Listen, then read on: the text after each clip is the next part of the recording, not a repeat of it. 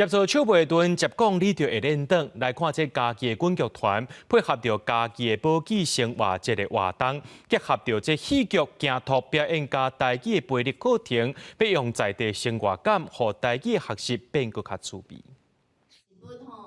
上台语鉴定课的民众分享家己用台文写的文章，有这当中学习台语的读甲写。除了课程以外，家己母语生活节，阁有戏剧训练在地历史镜读。和学习台语的过程当中，会当有生活化的体验。生活化来咧有台语，咱就是带大家哪认捌咱的城市，咱认捌咱的人文，咱会当互大家多方面来去了解，佫会当学着咱的母语。阮今年佫增加咱的台语课，台语鉴定课嘛是要鼓励大家会使上课了，会使去考咱的台语鉴定，佫有咱的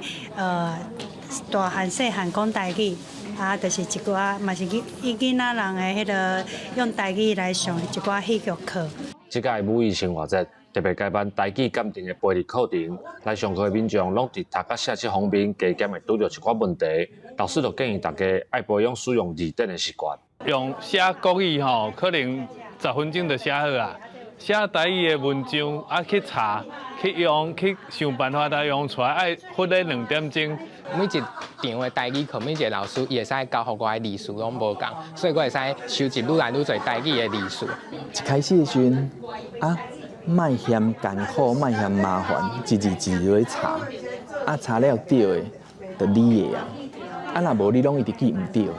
滚剧团配合家己市政府举办母语生活节，透过表演艺术甲在地文化来推广台语的听讲读写，希望民众日常生活加讲台语，嘛互学习会当加添趣味。记者林慧婷，家己报道。